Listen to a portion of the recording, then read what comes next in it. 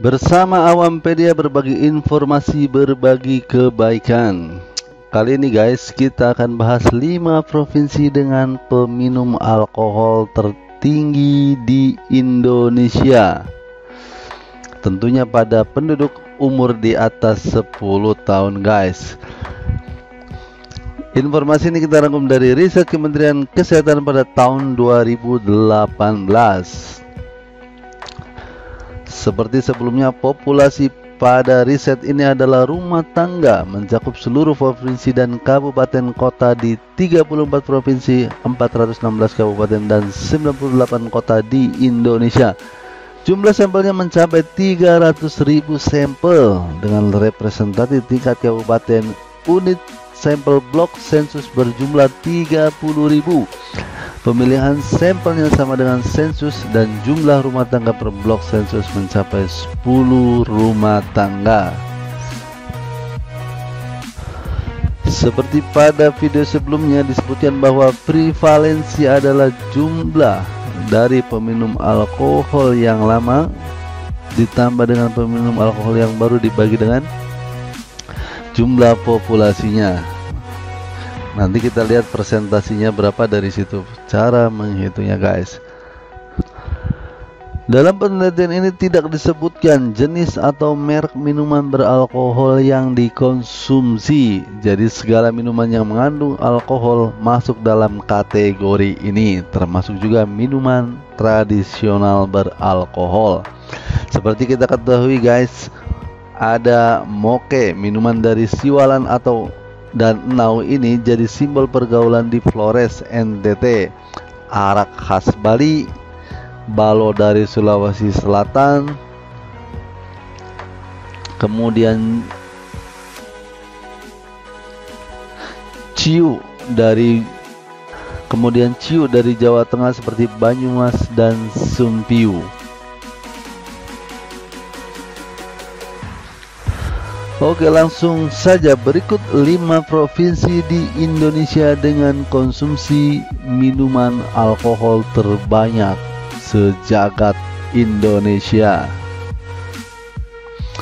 Dimulai dari posisi 5. Kita lihat ada Maluku. Pada tahun 2007 disebutkan Maluku mempunyai prevalensi 5% penduduk yang mengkonsumsi minuman beralkohol. Namun pada riset 2018 didapatkan angkanya naik menjadi 11,15%. Lompatan angkanya cukup drastis di antara daerah lainnya dalam 11 tahun belakangan. Seperti yang kita ketahui, Maluku mempunyai minuman tradisional beralkohol bernama Sopi. Minuman keras Sopi berasal dari fermentasi Enau yang telah mengalami destilasi. Dalam kultur dan tradisi Maluku, Sopi adalah lambang kebersamaan guys. Di posisi 4 ada Gorontalo. Pada survei terdahulu 2007, prevalensi penduduk yang mengkonsumsi minuman beralkohol mencapai 10% lebih. Sudah cukup tinggi nih guys. Namun didapatkan pada tahun 2018 angkanya menjadi sekitar 11,5% saja. Artinya dalam rentang 11 tahun kenaikannya hanya sekitar 1,5% saja. Minuman tradisional beralkohol dari Gorontalo namanya cap tikus atau cap odo, dibuat dari pohon enau. Katanya mengandung alkohol bisa mencapai sekitar 40%. Wow, banyak sekali guys, 40%. Di nomor 3 ada Bali. Pada tahun 2007 Bali mempunyai presentasi prevalensi penduduk yang mengkonsumsi minuman beralkohol cukup rendah pada kisaran 4%. Namun pada tahun 2018 angkanya drastis naik menjadi sekitar 14%. Lompatan angkanya yang paling besar di antara daerah-daerah lainnya di Indonesia. Minuman tradisional Bali yang mengandung alkohol adalah arak Bali. Selain untuk menghangatkan tubuh, arak Bali dipercaya memiliki manfaat lain seperti untuk alat kecantikan, mengawetkan kulit, dijadikan sebagai obat rematik dan diabetes lainnya.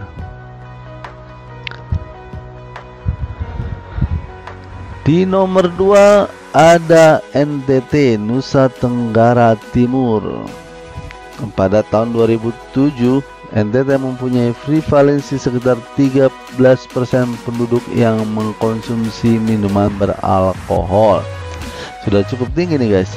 Namun pada tahun 2018 terdapat kenaikan sedikit menjadi 15,5%. Di NTT kita ketahui ada minuman beralkohol Shopee, sama seperti di Maluku, namun di beberapa daerah mempunyai nama khas yang berbeda. Seperti di Ngada dan Maumere, mereka menyebutnya itu sebagai moke. Di ND mereka menyebutnya sebagai Detuwolo. Timur Tengah Utara menamainya Tuak Nakaf Inzana. Sedangkan di Pulau Sumba minuman itu biasa disebut peci. Peci guys, minuman bukan kopiah. Selanjutnya di posisi puncak guys, ini dia yang kita tunggu guys. Daerah dengan penduduk yang mengkonsumsi minuman beralkohol terbesar sejagat Indonesia adalah dari Sulawesi Utara. Pada tahun 2007, konsumsi alkohol di daerah ini sudah cukup tinggi, yaitu pada kisaran 15%. Namun pada rentang waktu sampai 2018, konsumsinya hanya naik sedikit sekali menjadi sekitar 16%. Meski terbilang tinggi, namun bisa dianggap cukup berhasil dalam menekan konsumsi alkohol selama 11 tahun belakangan, dikarenakan hanya naik 1%.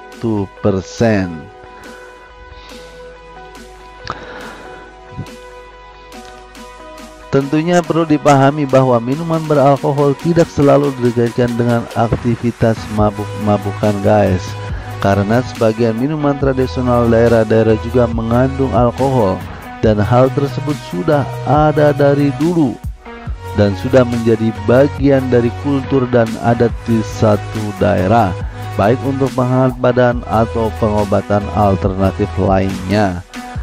Oke guys, simak terus video kita yang akan datang, tonton video kita lainnya, dan temukan fakta dan sudut pandang baru di sana. Selalu perbanyak referensi yang lain ya guys. Jangan lupa subscribe. Ciao.